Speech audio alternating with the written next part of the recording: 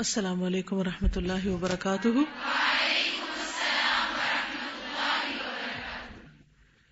نحمده ونصلی علی رسوله الکریم، اما بعد فاعوذ باللہ من الشیطان الرجیم، بسم اللہ الرحمن الرحیم، رب اشرح لی صدری ویسر لی امری واحلل عقدۃ من لسانی یفقهوا قولی۔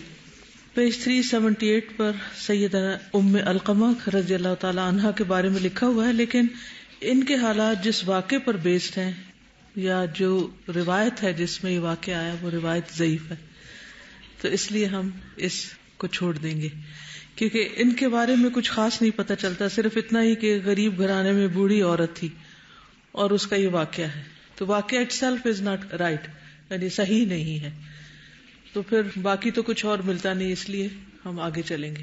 ٹھیک، چلیے 381 پیج۔ سیدہ ام الخیر بنت صخر رضی اللہ عنہا، ان کو ام خیر اور ام الخیر دونوں طرح پڑھا جاتا ہے، اردو میں ام خیر اور عربی میں یا اوریجنلی کیا ہے، ام الخیر، خیر کی ماں، خیر والی، اور واقعی خیر والی ہیں کیونکہ ابو بکر صدیق رضی اللہ تعالیٰ عنہ کی والدہ ہیں۔ ام خیر کی شادی ابو قحافہ کے ساتھ ہوئی۔ جب اس کے ہاں کوئی بچہ جنم لیتا تو وہ تھوڑی دیر کے بعد وفات پا جاتا۔ ایک مرتبہ ایسے ہوا کہ جب بچہ پیدا ہوا تو وہ اس نومولود کو گود میں لے کر بیت اللہ کے پاس آئی اور یہ دعا کی، اللہم ھذا عتیقک من الموت، اے اللہ اس کو موت سے آزادی عطا کر، یعنی یہ نہ مرے، یہ مجھے عنایت کر دے۔ وہ موت سے آزادی پانے والا نومولود زندہ رہا۔ اللہ تعالیٰ نے ام خیر کی دعا کو قبول کر لیا، لیکن یہ موت سے آزادی پانے والا نومولود یعنی بچہ کون تھا؟ یہ سیدنا ابو بکر صدیق رضی اللہ تعالیٰ عنہ تھے، جن کو اللہ تعالیٰ نے موت سے بچا لیا، اور وہ امت کے لیے ایک بہت بڑی خیر ثابت ہوئے۔ آپ صلی اللہ علیہ وسلم نے ان کے بارے میں فرمایا تھا کہ ارحم امتی، میری امت پر سب سے زیادہ مہربان ابو بکر صدیق رضی اللہ تعالیٰ عنہ۔ سیدنا ابو بکر صدیق زمانے جاہلیت میں سیدنا محمد بن عبداللہ کے گہرے دوست تھے، یعنی رسول اللہ صلی اللہ علیہ وسلم کے۔ جب انہیں منصب رسالت پر فائز کیا گیا تو ابو بکر صدیق تشریف لائے، دروازے پر دستک دی، رسول اللہ صلی اللہ علیہ وسلم گھر سے باہر نکلے اور فرمایا، یا ابا بکر انی رسول اللہ الیک وإلی الناس کلہم فآمن باللہ، اے ابو بکر میں تیری طرف اور تمام لوگوں کی طرف اللہ کا رسول ہوں، سو تم اللہ پر ایمان لاؤ۔ سیدنا ابو بکر صدیق نے اسی وقت کہا، اے اللہ کے رسول اپنا ہاتھ بڑھائیے۔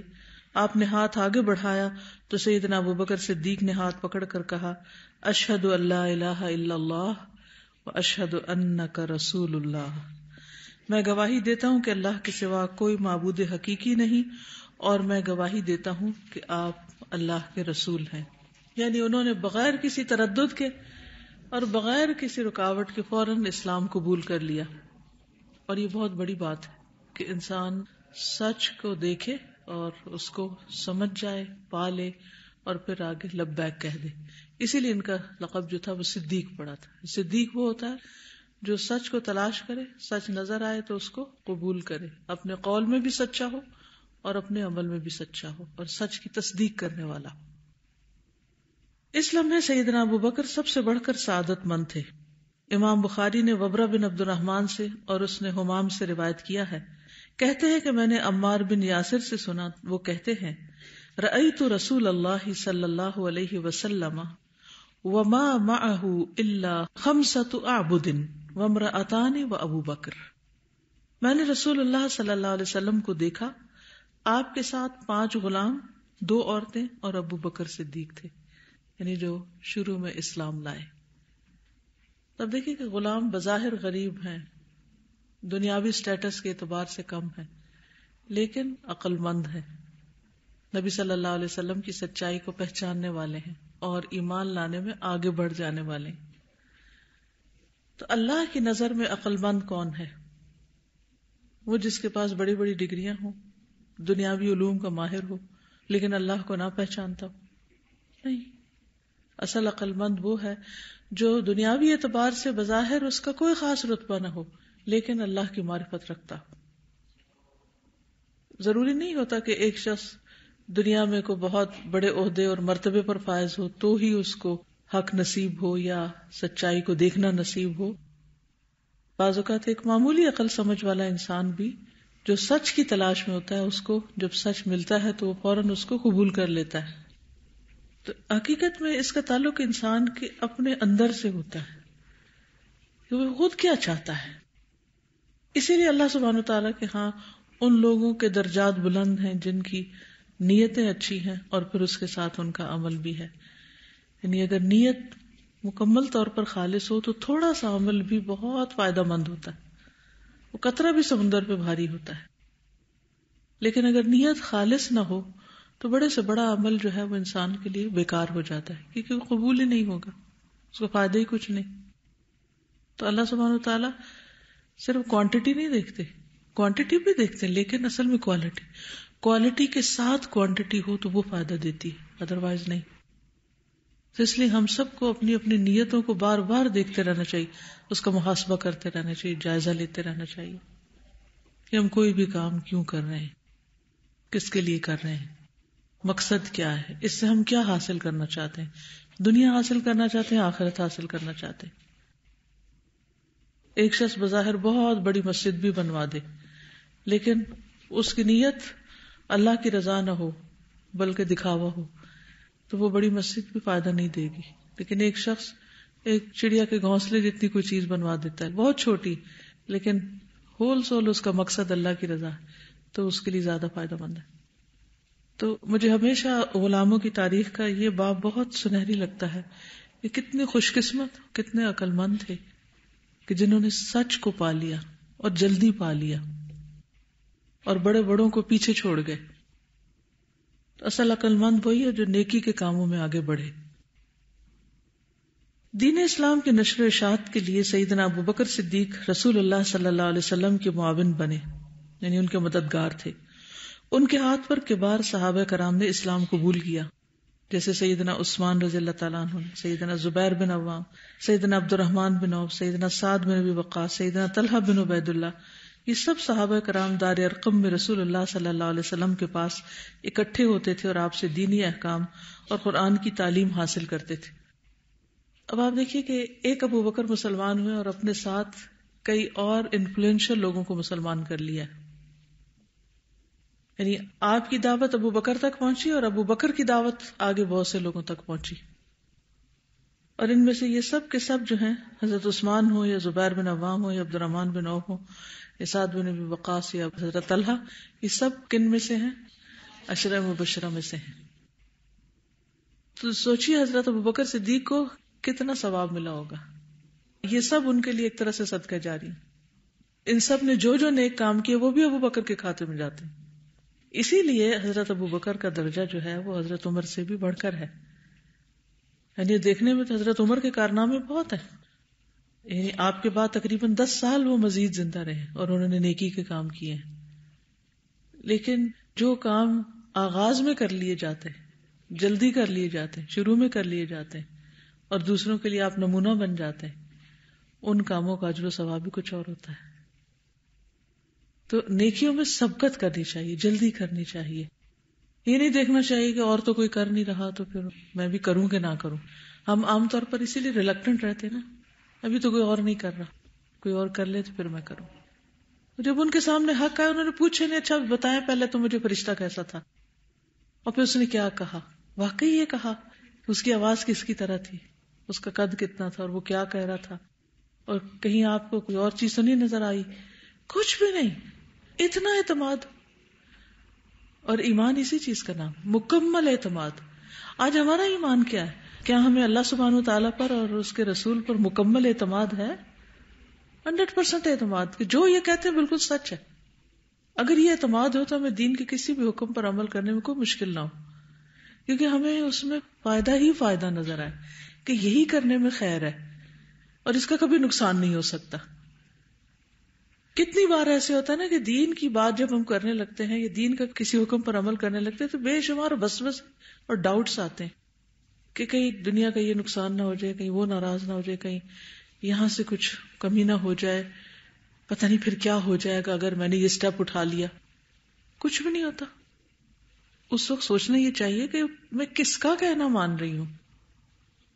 کیا اگر میں اللہ کی بات پر یقین کر کے کوئی کام کر رہی ہوں تو اللہ مجھے ضائع کرے گا؟ کبھی بھی نہیں کرے گا. ہاں اگر مقاصد کچھ اور ہیں، نیت خراب ہے یا خلل ہے اس میں، تو پھر کئی چیزیں، کئی آپشن ہو سکتی. تو ہم میں سے ہر شخص اپنے اپنے حالات کے مطابق اپنے اپنے مقام پر رہ کر یہ سوچے کہ مجھے دین کے کس حکم پر عمل کرنے میں مشکل پیش آتی. کیا میرا یہ یقین نہیں کہ وہ اللہ کی طرف سے ہے؟ اور اگر اللہ کی طرف سے تو اس میں نقصان کیسے ہو سکتا ہے؟ اللہ کی باتیں نقصان والی نہیں ہیں، اللہ کی سب باتیں فائدے والی ہیں. یقین کے ساتھ کر جایا کیجیے کہ میرے رب کا حکم ہے نا، یا میرے رب نے مجھے اس چیز سے منع کیا نا، اس لیے میں رکوں گی. میرے رب نے اس چیز کا حکم نہیں، اس لیے میں کروں گی، چاہے میرا دل نہیں مانتا، چاہے لوگ نہیں مانتے، چاہے کسی کو پسند نہیں، چاہے میرے ماں باپ کو پسند نہیں، لیکن میرے اللہ کا حکم ہے، اس لیے مجھے کرنا ہی کرنا ہے. تو یہ ہوتا ہے اللہ کے لیے جینا اور اللہ کے لیے مرنا. یہ تو نہیں کہ جب ہر طرف سے میک شور کر لیا کوئی نقصان نہیں پھر اللہ کا حکم مان لیا، یہ سارے فائدے ہی فائدے ہیں تو اس لیے اللہ کا حکم مان لی، یہی میرے لیے کنوینئنٹ ہے اس لیے میں اس کو مان لوں. نہیں. حضرت ابوبکر صدیق رضی اللہ تعالیٰ عنہ کی یہی کوالٹی ہر جگہ پر ہمیں نظر آتی ہے.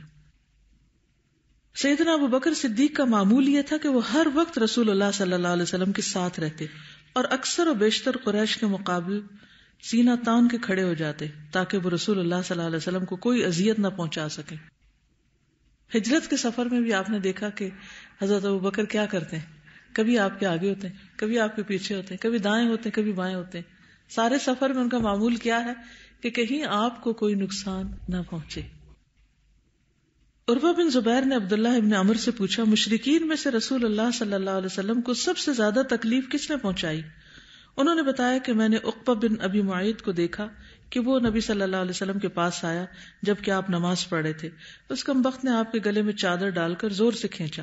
ایک طرف سے ابوبکر صدیق آ گئے، انہوں نے اس کو دھکا دے کر پیچھے ہٹایا اور اس موقع پر یہ کلمات کہے، اتقتلون رجلا ان یقول ربی اللہ وقد جاءکم بالبینات من ربکم.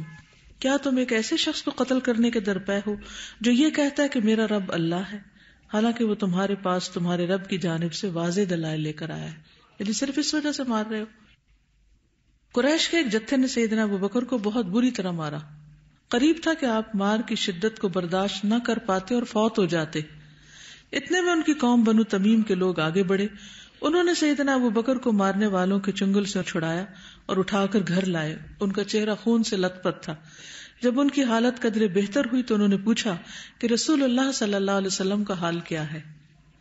آپ نے اپنی والدہ ام خیر سے کہا، امی جان، آپ فاطمہ بنت خطاب، یہ حضرت عمر کی بہن ہے، یعنی سعید بن زید کی بیوی اور عمر بن خطاب کی ہمشیرہ سے پوچھیں، وہ آپ کو رسول اللہ صلی اللہ علیہ وسلم کے بارے میں صحیح معلومات دے سکے گی اور وہی بتائے گی کہ آپ اس وقت کہاں ہیں. ام خیر فاطمہ بنت خطاب سے مل کر واپس آئی اور اس نے اپنے بیٹے سیدنا ابوبکر صدیق کو بتایا کہ بیٹا، رسول اللہ صلی اللہ علیہ وسلم اس وقت دار ارقم بن ابی الارقم میں ہے اور بالکل خیر و عافیت سے ہیں. یعنی اتنی مار کھانے کے بعد جب بے ہوش ہو گئے اور قریب تھا کہ فوت ہی ہو جاتے، جب ہوش آتی ہے تو اپنی فکر نہیں ہے، کسی اور کی فکر نہیں ہے، پھر اللہ کے رسول صلی اللہ علیہ وسلم کی فکر ہے. یہ ہے سنسیئرٹی، یہ ہے اس حدیث کا مطلب کہ آپ کو اپنی جان سے بھی زیادہ بڑھ کر چاہنا، جس کی عملی تفسیر تھے حضرت ابوبکر. کیونکہ کوئی شخص اس وقت تک مومن نہیں ہو سکتا جب تک کہ اللہ کے رسول صلی اللہ علیہ وسلم کو ہر چیز سے زیادہ محبوب نہ جانے. حضرت عمر نے ایک دفعہ کہا تھا نا، میں آپ کو ہر ایک سے زیادہ عزیز جانتا ہوں سوائے اپنی جان کے. تو آپ نے فرمایا تھا نہیں، ایسے نہیں، تمہارا ایمان ہو سکتا مکمل نہیں جب تک میں تمہیں تمہاری جان سے بھی بڑھ کر عزیز نہ ہو جاؤں. اور حضرت ابوبکر رضی اللہ تعالیٰ عنہ اس کی عملی مثال ہے، عملی مثال ہے. ان کی والدہ کا اسلام قبول کرنا، یعنی ام خیر نے اسلام کیسے قبول کیا. جب سیدنا ابوبکر کی توانائی بحال ہوئی تو وہ اپنی والدہ ام خیر اور سیدہ فاطمہ بنت خطاب کے ہمراہ گھر سے نکلے اور سیدھے رسول اللہ صلی اللہ علیہ وسلم کی خدمت میں حاضر ہوئے. جب وہاں بیٹھے صحابہ نے سیدنا ابوبکر کو دیکھا تو ان کی آنکھوں سے بے ساختہ آنسو بہنے لگے، کیونکہ حضرت ابوبکر کا چہرہ سوجا ہوا تھا، یعنی اتنا مارا گیا تھا چہرے پر. سیدنا ابوبکر صدیق نے عرض کیا، اے اللہ کے رسول، میرے ماں باپ آپ پر قربان ہوں، لوگ میرا چہرہ دیکھ کر رنجیدہ ہیں لیکن میں ٹھیک ہوں. چہرے کے زخمی ہونے کی کوئی پرواہ نہیں، یہ جلدی ٹھیک ہو جائے گا. یہ میری والدہ ہے، یہ مجھ سے خوش ہے کیونکہ میں اس کا فرما بردار اور خدمت گزار بیٹا ہوں. مجھے امید ہے کہ آپ کے ذریعے اللہ تعالیٰ اسے جہنم سے بچائے گا اور یہ اسلام قبول کر کے جنت میں جانے کی مستحق ہو جائے گی. ام خیر اپنے بیٹے کی رائے اور عقل و دانش پر اعتماد کرتی تھی. رسول اللہ صلی اللہ علیہ وسلم نے ام خیر کو قرآنی آیات سنانی شروع کی. یہ نبی صلی اللہ علیہ وسلم کا طریقہ تھا. کسی کو بھی جب اسلام کی دعوت دیتے تھے تو قرآن سناتے تھے. ایک میری بات ہے، ایک تیری بات ہے اور ایک اللہ کی بات ہے. سب سے زیادہ افیکٹو اللہ کی بات ہے. تو انہوں نے ان کو قرآن مجید سنانا شروع کیا. خالی باتیں نہیں کی، کوئی آرگیومنٹس نہیں کی، کوئی دلائل ادھر ادھر کے نہیں دیے کہ اللہ کو مان جاؤ کیونکہ یہ اور یہ فائدہ ہے، ایسے نہیں. سیدھا سیدھا قرآن سنایا اور انہیں اسلام کے دائرے میں داخل ہونے کی دعوت دی. ام خیر نے فوری طور پر رسول اللہ صلی اللہ علیہ وسلم کی دعوت کو قبول کرتے ہوئے لا الہ الا اللہ محمد الرسول اللہ کہتے ہوئے دائرہ اسلام میں داخل ہونے کی سعادت حاصل کر لی. اپنی والدہ کی طرف سے اسلام قبول کرنے کا منظر دیکھنے پر سیدنا ابو بکر بہت زیادہ خوش ہوئے. سوال یہ پیدا ہوتا ہے کہ اس سے پہلے کیوں نہیں، اس کے بعد کیوں نہیں، اس دن کیوں جب آپ کو مار پڑی تھی. ایک بیٹے کو جب ماں زخمی حالت میں دیکھتی ہے تو اس کا دل نرم ہوتا ہے. تو حضرت ابوبکر صدیق رضی اللہ تعالیٰ نے اسی سے فائدہ اٹھایا اور ان کو اسلام قبول کرنے کے لیے لے گئے. وہ ایک اچھے موقع کی تلاش میں تھے اور یہ حکمت سے تعلق رکھتا ہے. اس طرح سیدنا ابوبکر صدیق کا سارا کنبہ دار اسلام میں داخل ہو گیا اور اسلام قبول کرنے سے ان کی آنکھیں ٹھنڈی اور دل مسرور ہوئے. سیدنا ابوبکر صدیق کی دلی آرزو پوری ہوئی. سیدنا ابوبکر صدیق کی وفات کے تھوڑے عرصے بعد ان کی والدہ ام خیر بھی اللہ کو پیاری ہیں. یعنی یہ زندہ رہی ہیں حضرت ابوبکر کے بعد بھی، ان کے والد بھی زندہ رہے، بعد میں ماں باپ فوت ہوئے، ان کی وراثت سے بھی حصہ پایا. اور سیدنا عمر بن خطاب کے دور خلافت میں سیدنا ابوبکر صدیق کے والد گرامی سیدنا ابو قحافہ بھی دائی حق کو لبیک کہتے ہوئے خالق حقیقی سے جا ملے. اللہ سبحانہ وتعالی ان پر اپنی رحمت کا سایہ کرے اور ان کی حسنات کو قبول کرے. ان کی والدہ جو تھی وہ قریش کے خاندان بنو تیم سے تعلق رکھتی تھی. تیم اسی سے تمیمی بھی ان کو کہا جاتا ہے. اس سے پہلے کہ میں آگے مزید کچھ باتوں کا اضافہ کروں، آپ بتائیے کہ کیا سیکھا. السلام علیکم. وعلیکم السلام. استاذہ، ان کا کردار میں سچائی کیسے نظر آتی ہے کہ واقعہ معراج میں جب کسی نے کہا تھا کہ تمہارا ساتھی یہ کہتا ہے تو انہوں نے فوراً ایکسیپٹ کر لیا، اور اگر وہ کہتے ہیں تو وہ سچ کہتے ہیں. اور ہجرت کے موقع پر جب نبی صلی اللہ علیہ وسلم کو حکم دیا گیا تو انہوں نے سنا تو اس وقت انہوں نے فوراً کہا کہ مجھے ساتھ لے کے جائیں گے. یعنی کوئی نہیں پوچھا کیسے حکم دیا گیا، کب جائیں گے، یہ کچھ بھی نہیں پوچھا. اور جب ایمان کے بارے میں بتایا تو فوراً سچائی کو قبول کر لیا. سچائی قبول کرنے کے راستے میں سب سے بڑی رکاوٹ دنیا کی محبت ہے اور دنیا جانے کے نقصان کی فکر. ہم سب کو اپنے آپ سے پوچھنا چاہیے کہ ہم کس کے لیے جی رہے ہیں، دنیا کے لیے جی رہے ہیں یا آخرت کے لیے جی رہے ہیں. اگر دنیا کے لیے جی رہے ہیں تو دنیا ہاتھ سے نکل جائے گی، ختم ہو جائے گی. گریٹ ایمپرر آف چائنا جو تھا، جس نے دیوار بنائی تھی، دیوار چین جس کو کہتے ہیں، بڑے بڑے کارنامے اس نے کیے تھے اور بہت کامیاب ایمپرر تھا. وہ چاہتا تھا کہ اس کی موت نہ آئے، مرے نہ وہ. تو اس کے لیے اس نے ہر طرح اپنی صحت کا خیال رکھا اور ڈاکٹروں اور حکیموں جو بھی اس دور میں جو طبیب تھے ان سے مشورے وغیرہ کیے. تو انہوں نے اس کو مشورہ دیا کہ وہ زیادہ زندہ رہنے کے لیے پارا کھائے. پارا کا پتہ ہے جی، مرکری. اس کی بہت تھوڑی اماؤنٹ، کیونکہ زیادہ تو ایک دم کھانے سے مر جاتا ہے انسان. لیکن وہ کیا تھی، وہ ایک طرح سے سلو پوائزننگ تھی اور وہی اس کی ڈیتھ کا سبب بن گئی. تو جی تو نہ سکا. کون جی سکتا ہے؟ چاہے آپ دیواریں چین بنوا لیں دنیا میں، کہ آپ کے مرنے کے سینکڑوں سال بعد تک بھی آپ کے آثار موجود ہوں اور وہ دنیا بھر کو اپنی طرف متوجہ کریں اور آپ کی واہ واہ ہوتی رہے، تب بھی مرنا تو ہے، جانا تو ہے. کسی نے دنیا میں اگر بہت بڑے کارنامے کوئی کیے ہیں تو اس کی وجہ سے اس کی موت ڈیلے نہیں ہوئی. وَلَن يُؤَخِّرَ اللَّهُ نَفْسًا إِذَا جَاءَ أَجَلُهَا. کسی بھی شخص کو ڈھیل نہیں دی جاتی جب اس کی موت کا وقت آ جاتا ہے. اور جہاں لکھا ہے جس وقت اور جس دن، بس انسان پکڑا جاتا ہے، ٹریپ ہو جاتا ہے. تو جب وہ دن آنا ہی آنا ہے تو ہم میں سے ہر ایک کو یہ سوچنے کی ضرورت ہے کہ پھر وہ اس دن کے لیے جی رہا ہے یا ختم ہونے والے دنوں کے لیے جی رہا ہے؟ کس دن کی تیاری؟ آج کے لیے جی رہے ہیں، کل کے لیے جی رہے ہیں؟ جی رہے سے مطلب یہ کہ جو کچھ بھی ہم کر رہے ہیں، جو بھی ہماری ایکٹیویٹیز ہیں، جو بھی ہماری کوششیں ہیں، اور جو بھی ہماری تمنائیں ہیں، چھوٹے سے چھوٹا ایکشن اور بڑے سے بڑا ایکشن، کس لیے؟ کہ آج مجھے فائدہ دے یا کل مجھے فائدہ دے. عقل مند وہی ہے جو یہ دیکھ کر کچھ کام کرے کہ یہ مجھے کل کیا فائدہ دے گا. آج تو گزر ہی جانا ہے، عیش و عشرت سے جینے والوں کا بھی گزر جاتا ہے اور دوسروں کا بھی گزر جاتا ہے. تو حضرت ابوبکر ہوں یا باقی جتنے بھی عقل مند لوگ، وہ سب کل کے لیے جیتے تھے. السلام علیکم استاذہ. وعلیکم. کل جیسے ہم پڑھ رہے تھے اللہ تعالیٰ کا نام حمید، تو میں یہ سوچ رہی تھی نا کہ آپ بتائی تھی کہ سچویشنز ہوتی ہیں ڈفرینٹ، اور اس میں الحمدللہ کہنا، برا ہوا ہے تب بھی الحمدللہ کہنا، اچھا ہوا ہے تب بھی کہنا. تو مطلب اس کی اگزامپل کہ حالانکہ ان کو مار پڑی ہے، کتنا مطلب تکلیف دہ ہے، پورا منہ سوجا ہوا ہے، ایوری تھنگ، لیکن کتنی بڑی ان کے لیے وہ بلیسنگ بن گئی کہ ان کی موم اس دن جو ہے اسلام قبول کر لیا. تو وہ سچویشن اٹ سیلف اچھی نہیں تھی، لیکن جو اس کے کانسیکوینسز تھے وہ کتنے اچھے تھے، کیونکہ ظاہر سی بات اگر آپ کے پیارے اس طرح ہوں تو کتنا بڑا وہ دکھ ہوتا ہے. تو وہ ایک اس کا ریزلٹ. بالکل گڈ پوائنٹ. انہوں نے تکلیف اٹھا کے یہ ثابت کیا کہ یہی سچائی ہے. سچائی یہ ہے، کیونکہ بعض اوقات ایک سچائی کو سچائی ثابت کرنے کے لیے انسان کو تکلیف اٹھانی پڑتی ہے، تب دوسرے کو آپ یقین دلا سکتے ہیں کہ جس راستے پر میں ہوں یہ درست ہے، اس لیے میں نے اس راستے پہ مار کھائی ہے.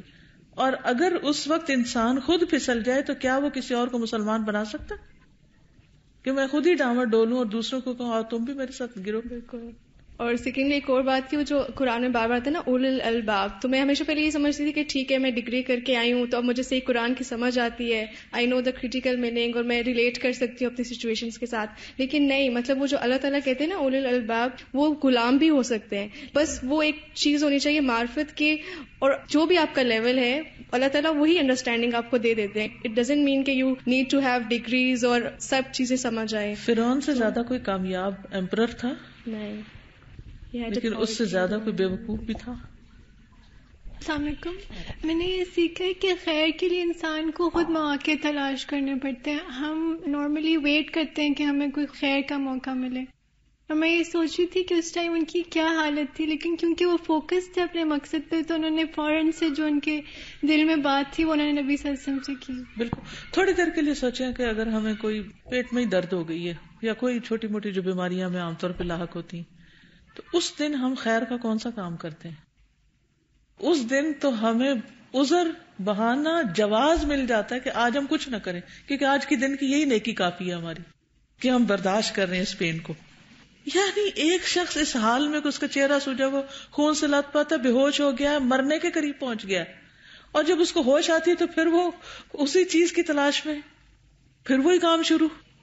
حیران کن ہے نا یہ چیز. اپنے سے کمپیئر کر کے دیکھیں نا کہ مرے پڑے ہوں اور پھر اٹھے تو پھر وہی شروع کر دیں. اس حد تک جب تک دیوانگی نہ ہو نا مقصد کے ساتھ تو کامیابی نہیں ہوتی. جی السلام علیکم. اس میں جیسے وہ ایک لائن تھی بالکل سٹارٹ میں، مطلب مجھے وہی بہت زیادہ، میں اس کے اوپر مسلسل سوچ رہی تھی کہ لائن ہے کہ جیسے کہ نبی صلی اللہ علیہ وسلم آئے اور انہوں نے بتایا کس طرح سے وحی نازل ہوئی ہے اور انہوں نے فوراً اس کو مان لیا. تو اس وقت تو مطلب وہ اب دین کے حوالے سے تو ہمارا یہ بنتا ہی ہے کہ ہم نے لازماً آپ صلی اللہ علیہ وسلم کی ہر بات کی تصدیق کرنی ہے، اس پر ایمان لانا ہے. لیکن کیا چیز تھی کہ انہوں نے فوراً ان کو ایمان لانے پر مجبور کر دیا؟ تو یہ ہے کہ مطلب دوست ہمارے سامنے ہوتے ہیں مسلسل، ہم ان کو دیکھتے رہتے ہیں کہ ان کا کیا کریکٹر ہے، کس طرح سے ہوتے ہیں. تو ہم لوگ عموماً اپنی دوستوں کی باتوں پہ اس لیے نہیں اعتبار کر سکتے کیونکہ ہم جانتے ہیں کہ وہ کیا ہیں، لیکن وہ فوراً ان کے اوپر ایمان لیا. یعنی ان کے سامنے نبی صلی اللہ علیہ وسلم کا کردار تھا، ان کا نمونہ نبوت سے پہلے بھی تھا. تو ایک داعی کا یہ کردار ہونا چاہیے کہ لوگ اس کی بات سنیں اور پھر اس کو مان بھی سکیں، یعنی اس پر اعتماد کر سکیں اس کے اوپر. اور یہ اسٹیبلش کرنا پڑتا ہے.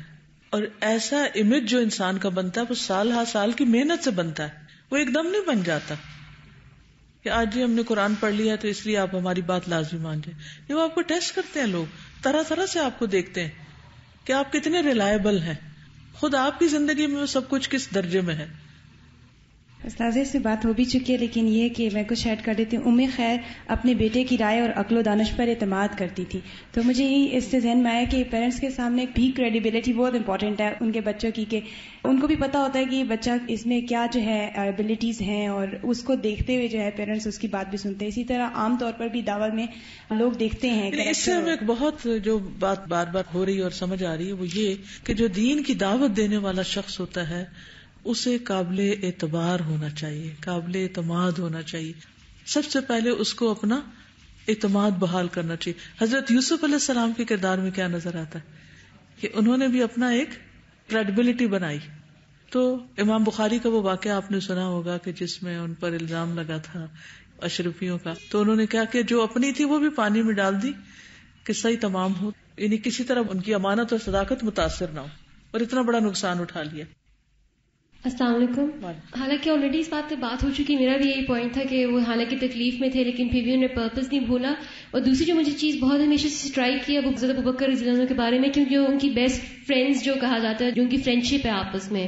اور آئی پرسنلی لرنڈ اپنی لائف سے بھی کہ جو اچھی بیسٹ فرینڈ ہوتی ہے آپ کی، اگر آپ شروع سے ہی اچھے لوگوں سے تعلق اپنا رکھیں گے اور ان کو اپنے کلوز فرینڈز بنائیں گے تو ان کا ضرور کسی نہ کسی پوائنٹ پہ کوئی آپ کی زندگی میں کوئی خیر کا وہ مقصد ہے. میری بیسٹ فرینڈ نے پہلے میرے پڑھا تھا یہاں پہ، اسی سے میں انفلوئنس ہو کے تو پھر آئی کیم ہیئر. تو we need to choose how we keep as friends, تو وہ ہمیں بینیفٹ بھی کرتے ہیں اسی طرح سے. بالکل. انسان کی زندگی میں بہت سے فیصلے دوستوں کے مشوروں پر مبنی ہوتے ہیں، یعنی جس طرح کہ وہ مشورے آپ کو دیتے ہیں آپ اس طرف چل پڑتے ہیں، اور زندگی کدھر سے کدھر مڑ جاتی، کیا سے کیا بن جاتی ہے. تو ان کا بہت بڑا حصہ ہوتا ہے، بہت بڑا انفلوئنس ہوتا ہے. اس لیے انسان کو ہمیشہ اس چیز کی بھی دعا مانگنی چاہیے کہ اللہ مجھے سنسیئر اچھے دوست دے جو تجھ سے ڈرنے والے ہوں، کیونکہ اللہ کی خشیت جو ہے وہی انسان کو صحیح بات اس کے منہ سے نکلواتی. جی السلام علیکم. میں یہ پوچھنا چاہتی تھی کہ جیسے دنیا آخرت دونوں کو بیلنس رکھنا چاہیے، کہ یہ بات بری ہے کہ اگر کسی انسان کو دنیا کی چیزیں اچھی لگتی ہیں، اچھا لگتا ہے کہ اچھے کپڑے پہنے اور اس طرح، تو یہ کیا اس میں کوئی حرج نہیں ہے. اچھی چیز اچھی لگتی ہے، ہر ایک کو اچھی لگتی ہے، اور خراب چیز خراب لگتی ہے سب کو. ہمیں یہ تو نہیں کہا گیا کہ دین کی وجہ سے ہم اگر ہمارے پاس چوائس ہے اچھے اور برے میں تو ہم خراب چیز لے لیں کیونکہ ہم دین میں آ گئے ہیں. یہ نہیں مطلب. اس کا سورس آف انکم جو ہے، جو اس کا حاصل کرنے کا طریقہ جو ہے وہ جائز ہونا چاہیے، وہ چیز اٹ سیلف صحیح ہونی چاہیے. کیونکہ بعض چیزیں جو ہیں بظاہر اچھی لگتی ہیں لیکن وہ حلال نہیں ہوتی، حرام ہوتی ہیں، یا بعض اوقات اسراف میں آ جاتی ہیں. ان سارے پہلوؤں کو دیکھ لیں تو کوئی حرج نہیں. السلام علیکم. وعلیکم. مجھے جو اس میں پوائنٹ کلک کیا تھا وہ یہ تھا کہ جو عمار بن یاسر کہتے ہیں کہ میں نے رسول اللہ صلی اللہ علیہ وآلہ وسلم کو دیکھا، ان کے سب 5 غلام اور 2 عورتیں اور ابوبکر صدیق رضی اللہ تعالیٰ عنہ تھے. اور اس کو پڑھتے ہوئے میری ایک دم سے نظر پوری کلاس پہ پڑی کہ مطلب وہ اتنے تھوڑے سے تھے اور ان سے وہ اسلام کس طرح سے پھیل رہا تھا. اور آج ہم ڈھیر سارے ہیں لیکن وہ اثر نہیں ہے. تو مجھے جو پوائنٹ لگا وہ یہ تھا کہ خلوص اور معرفت، جو سچی معرفت تھی، وہ سچائی نہیں ہے نا، وہ صدیقیت نہیں ہے جو ابو بکر صدیق رضی اللہ تعالیٰ عنہ کی تھی. کیونکہ ان کے ہاتھوں پہ آپ دیکھیں کتنے اور مسلمان ہو گئے، کیونکہ وہ بھی تو ریلائبل تھے نا. یعنی نبی صلی اللہ علیہ وسلم تو صادق اور امین تھے ہی، لیکن حضرت ابو بکر بھی اسی طرح وہی کوالٹیز ان کے اندر تھی جس کی وجہ سے ان کا جو کلوز سرکل تھا وہ سارا ان پر ایمان لیا اور ان کے قریب آ گئے.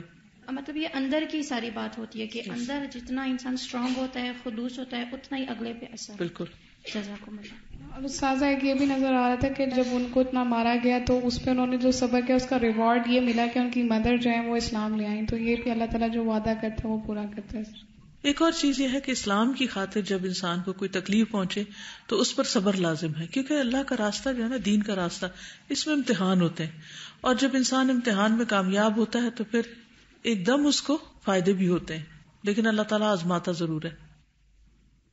میں نے جو سیکھا یہ کہ جو جتنی اللہ کے راستے میں قربانی کرتے ہیں اللہ تعالیٰ اسے دنیا میں بھی اتنا ہی زیادہ دیتے ہیں، آخرت میں بھی. اب جیسے ان کی والدہ کا بھی یہ صبر اور قربانی تھی کہ بار بار وہ بچے فوت ہو رہے تھے لیکن وہ اللہ ان کا صبر دیکھ رہے تھے، اور جب وہ صبر کرتی رہی تو اللہ نے ایسی چیز دی جو ماشاء اللہ پوری امت پہ حاوی ہے.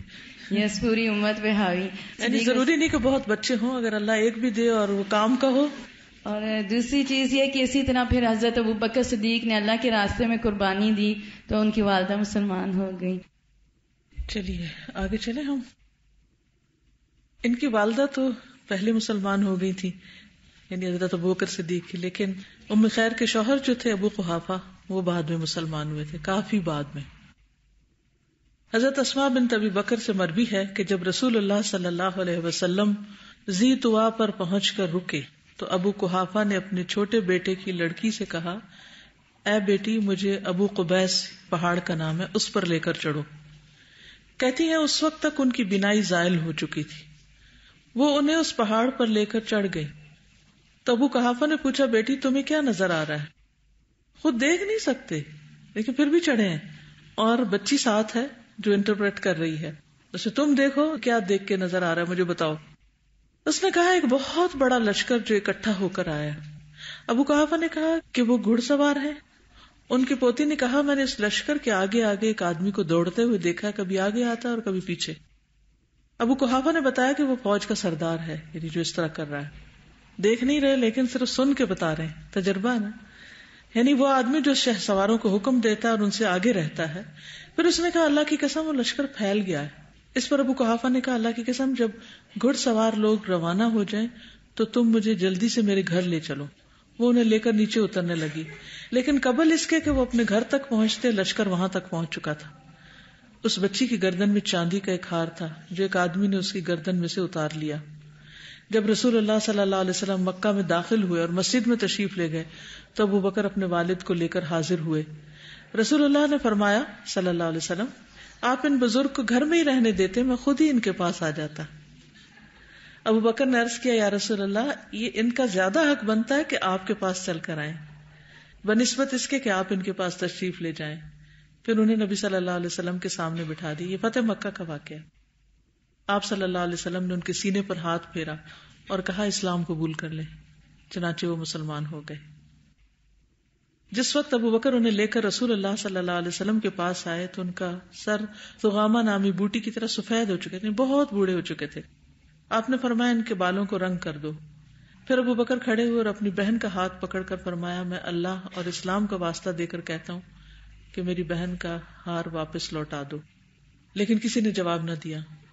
تو ابو بکر نے کہا میری چھوٹی بہن اپنے ہار پر ثواب کی امید رکھو.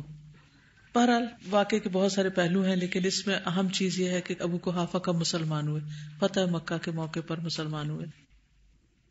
اس سے ایک بڑی حیران کن بات پتہ چلتی ہے کہ ایک ہی گھر کے اندر مزاجوں کا، سوچ کا، دین کا اتنا بڑا اختلاف.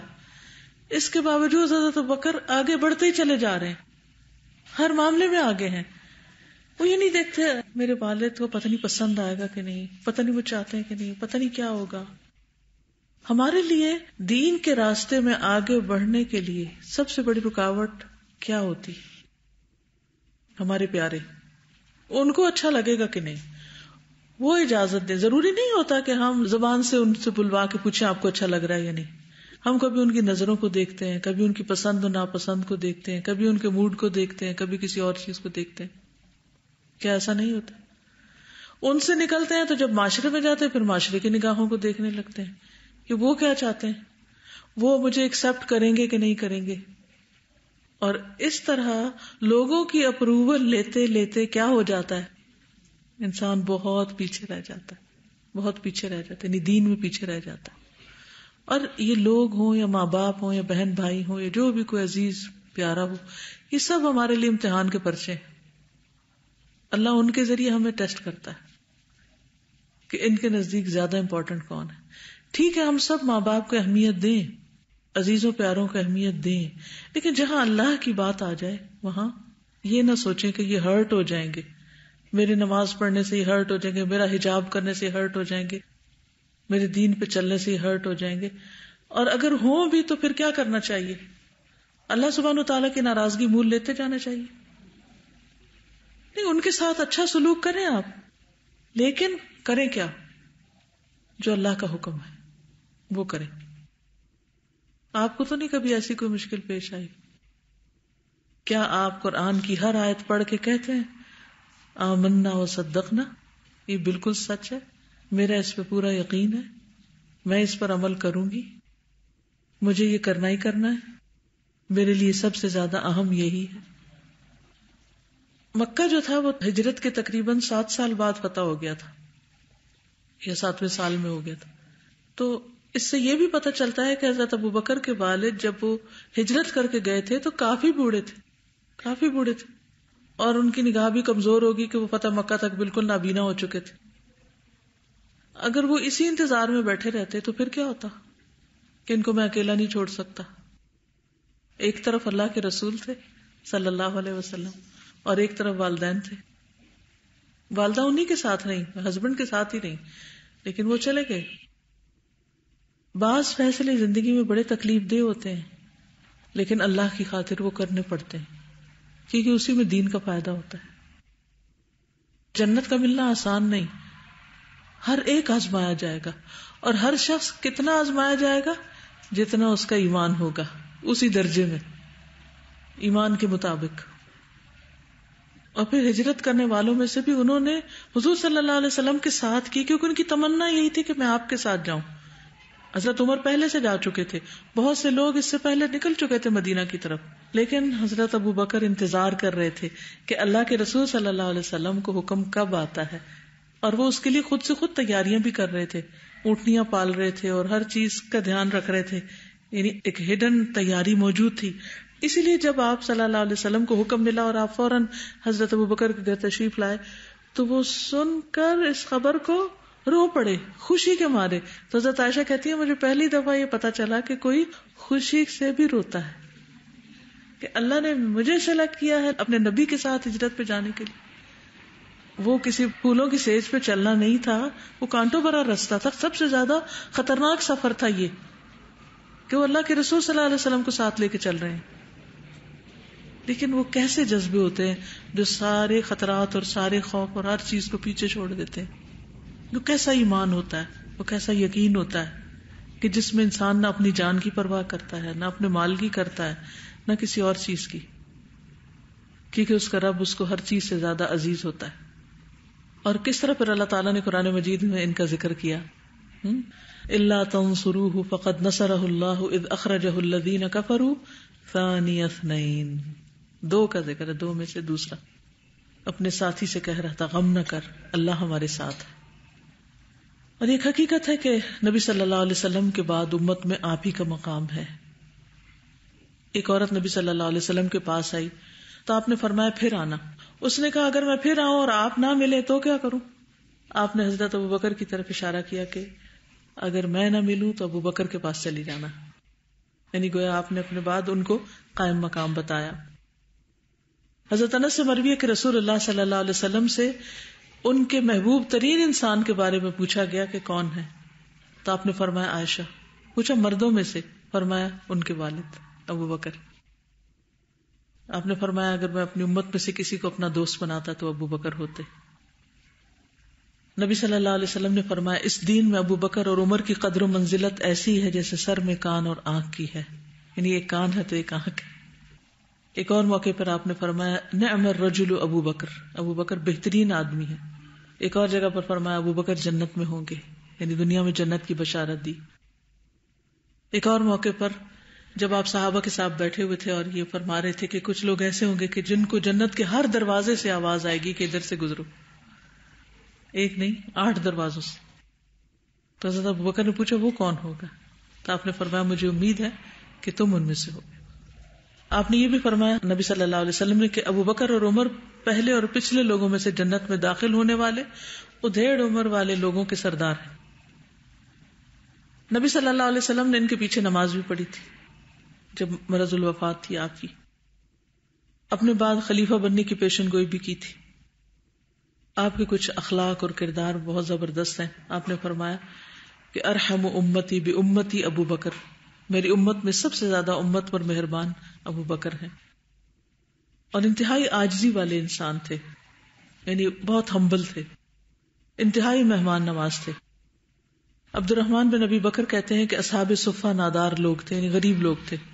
آپ نے فرمایا جس کے گھر میں 2 آدمیوں کا کھانا ہو وہ تیسرے کو ساتھ لے جائے، جس کے یہاں 4 آدمیوں کا کھانا ہے وہ 5ویں یا 6ٹے کو لے جائے.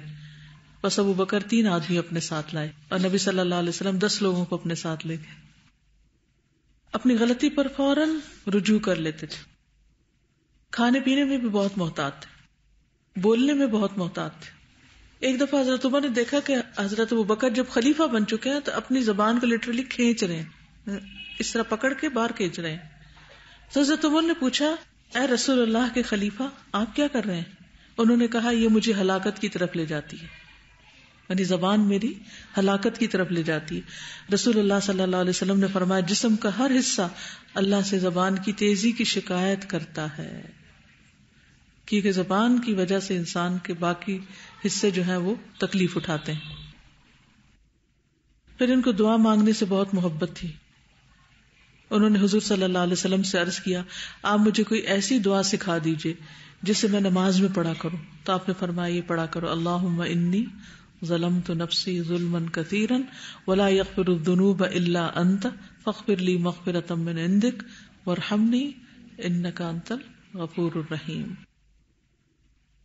نیکیوں میں انتہائی سبقت کرنے والے تھے, کسی نیکی کے کام میں دیر نہیں لگاتے تھے, چھوٹی چھوٹی نیکیوں میں بھی لوگوں سے آگے رہتے تھے. حضرت عمر کہتے ہیں کہ ایک بار میں حضرت ابوبکر کے پیچھے سواری پر تھا تو جن لوگوں کے پاس سے گزرتے ابوبکر انہیں سلام کہتے, وہ جواب دیتے وعلیکم السلام ورحمۃ اللہ, اور جب یہ کہتے السلام علیکم ورحمۃ اللہ تو لوگ جواب دیتے وعلیکم السلام ورحمۃ اللہ وبرکاتہ.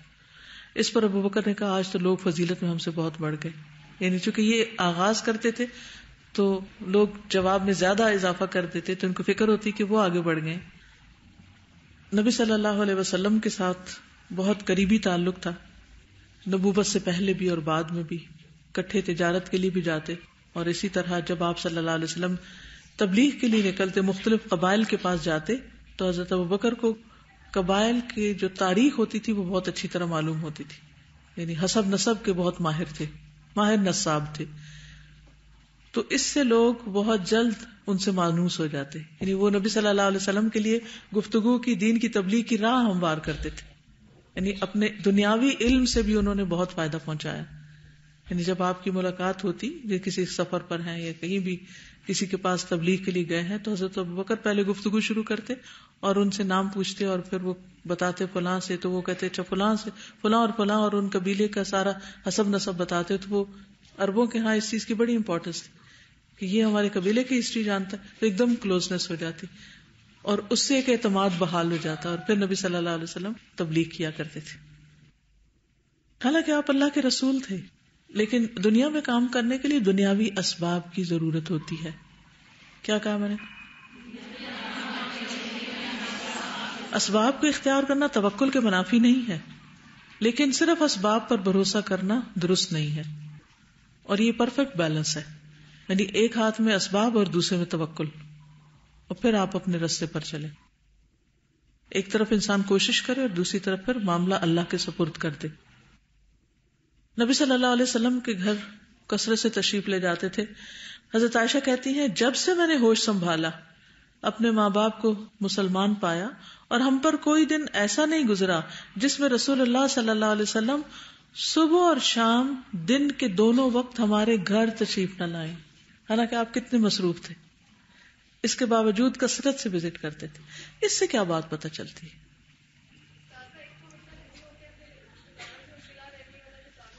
اس سے یہ بات پتہ چلتی ہے کہ جو لوگ اکٹھے دین کا کام کر رہے ہوں ان کے اندر باہم اچھی فرینکنس ہونی چاہیے. آپ کے گھر کون آتا ہے اور کون آ سکتا ہے؟ کس کو اجازت ہوتی ہے آپ کے گھر آنے کی؟ ہر کوئی تو نہیں آ سکتا. تو دین کے کام کے لیے ایک دوسرے کو جاننا, ایک دوسرے کے ساتھ دوستی کا تعلق, ایک دوسرے کے ساتھ محبت, ایک دوسرے کے ساتھ قریبی تعلق بہت ضروری ہے. انفارمل ریلیشن شپ. جب کوئی کسی کے گھر کو وزٹ کرتا ہے تو پھر کیا ہوتا ہے؟ پھر تکلفات ختم ہو جاتے ہیں, ایک دوسرے کو اچھی طرح جاننے کا موقع ملتا ہے. اتنی کثرت سے جاتے تھے تو اسی وجہ سے تو پھر غار میں بھی آپ کے ساتھ تھے, اس سفر میں بھی آپ کے ساتھ تھے. نبی صلی اللہ علیہ وسلم پر ان کے سب سے زیادہ احسانات تھے. عبداللہ بن عباس کہتے ہیں کہ رسول اللہ صلی اللہ علیہ وسلم اپنے مرض وفات میں باہر تشریف لائے, سر پر پٹی بندھی ہوئی تھی. آپ ممبر پر بیٹھے اللہ کی حمد و ثنا کی اور فرمایا کوئی شخص بھی ایسا نہیں جس نے ابو بکر بن ابو قحافہ سے زیادہ مجھ پر اپنی جان اور مال کے ذریعے احسان کیا ہو, اور اگر میں کسی کو لوگوں میں سے دوست بناتا تو ابو بکر کو بناتا, لیکن اسلام کی دوستی سب سے افضل ہے.